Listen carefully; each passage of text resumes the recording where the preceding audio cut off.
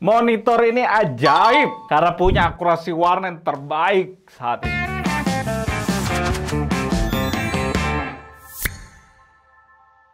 Setiap kali gue beli smartphone, gue pasti beli casing. Yang dimana casing itu ngebuat gue gak bisa ngerasain desain jutaan dolar yang dikeluarin sama Apple ataupun Samsung. Slimcase ngebuat lo punya pengalaman yang indah bareng dengan gadget lo. Case-nya super tipis dan digaransi sampai 2 tahun, gak mungkin menguning. Pakai kode GTID25 untuk dapetin diskon 25% secara langsung. Detailnya ada di deskripsi. Dan harusnya cukup jelas ya kenapa gue sebut ini ajaib. Karena dari sisi manapun kita lihat, kita nggak bisa nemuin suatu kriteria yang mengarah ke arah kata-kata dalam hal ini terakurat. Desain dari depannya ini bukan bezel-less. Bezelnya masih tebel banget di keempat sisinya. Padahal modelnya tahun 2020. Kesannya bener-bener ketinggalan zaman banget. Bodi belakangnya full plastik yang dibikin desain yang simple aja sama Samsung. Plain kayak gitu aja. Ditambah tombol pengaturan OSD-nya bener-bener gak enak sama sekali untuk dipakai. Karena dibikin kayak 2 baris gitu, agak kurang masuk akal sih. Agak aneh maininnya. Kakinya juga kalau lu pegang dan lu terawang dari bawah, ini plastikan banget dan kopong pula. Stand-nya juga full plastik. Dan dengan kayak gitu tentu tilt-nya harus lu mainin pakai 2 tangan. Karena agak seret dan kurang kokoh. Kalau lu paksa pakai satu tangan maininnya agak ngangkat sih stand-nya karena ringan banget. Sementara untuk portnya bagus, udah ngadep ke bawah, ideal untuk kita pakein bracket yang dimana penting buat lu tahu Samsung ini nggak sediain port audio out, jadi lu nggak bisa colok speaker ke monitornya langsung.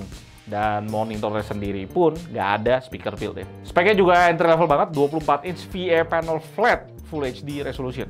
Dan Samsung cuma klaim 72% NTSC, apapun itu artinya. Kita coba lihat seberapa bagus panelnya. sRGB-nya 98% dengan P3 di 76%. Jadi ya pasti Rec 2020-nya nggak akan tinggi-tinggi banget di 54%. Ya monitor entry level ya begini sih kualitas gamutnya. Secara gamut sih nggak terlalu spesial banget ya Samsung ini kalau dibanding banyak monitor yang kita udah tes.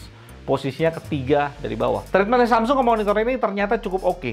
CCT cukup bagus di 6700, gamanya oke, masih dalam batas 2,2 dengan Delta E6. Alasan inilah kenapa monitor ini jadi yang terakurat. Karena dari Samsung ya punya treatment ke panelnya ini kedua terbaik dari semua monitor yang kita tes. Sebenarnya Samsung ini paling rapi treatmentnya karena Dell U2422H harganya udah 4 juta.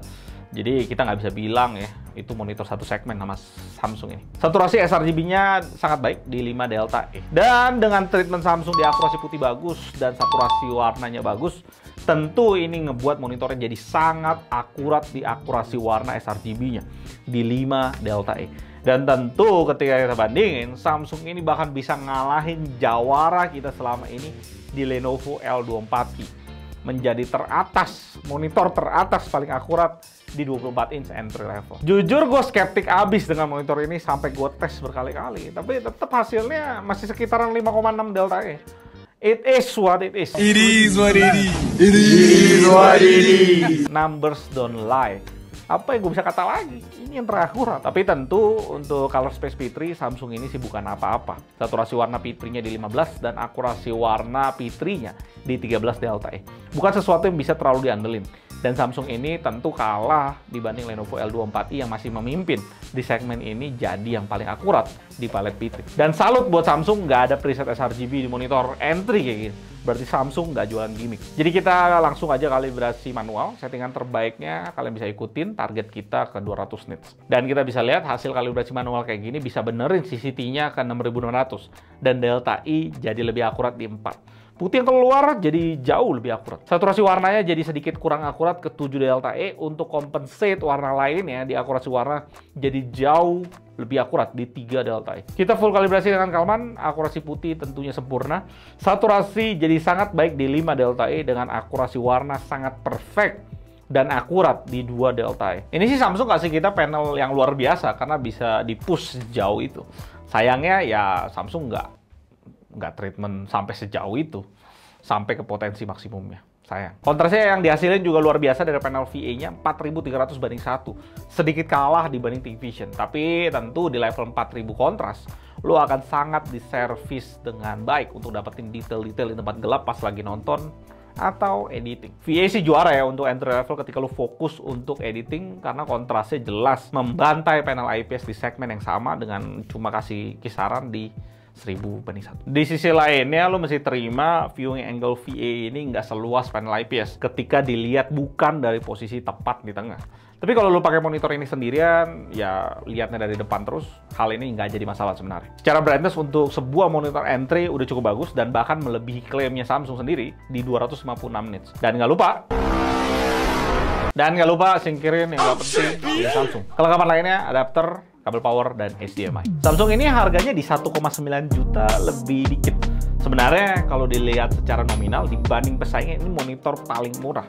Cuma karena kita tahu Samsung cuma cover monitor ini 1 tahun panel doang, itu yang ngebuat kita jadi berpikir 1,9 juta terasa mahal. Karena 80% brand di pasaran sekarang udah kasih garansi 3 tahun full panel.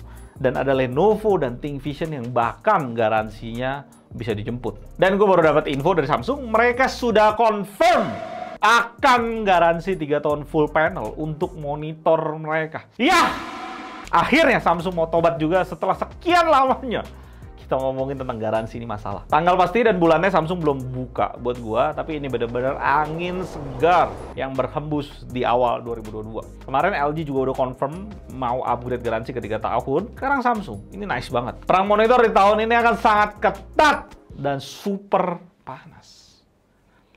Di sisi lainnya sih gue benar-benar nggak habis pikir. Gimana monitor yang kelihatan jadul kayak gini, yang bahkan tampak dari luarnya tuh nggak kelihatan sama sekali ada potensi apapun, tiba-tiba bisa punya akurasi warna paling akurat di color space sRGB dari semua monitor yang kita udah tes. Pil pahit yang mesti gue telan sih. Tapi mau gimana lagi? Itulah kenyataannya, dan thank you untuk Samsung yang udah sponsor video ini dan bebasin kita untuk review bagaimanapun monitornya. Dan kalau lu memang butuh banget akurasi sRGB, ini yang terbaik, tapi banyak pil pahit yang mesti lo terima. Nice play Samsung, dan gak lupa isi profile bisa kalian download di deskripsi di bawah. Semoga bisa ngebantu benerin monitor kalian kalau kalian pakai Samsung ini. Gue yakin sih nggak mungkin perfect kayak hasil yang gue dapat, karena di sana banyak faktor kayak perbedaan berapa persen gitu di setiap unit monitor dan encoding dari GPU yang beda-beda. Gue Eldon dari GTD, sampai jumpa dan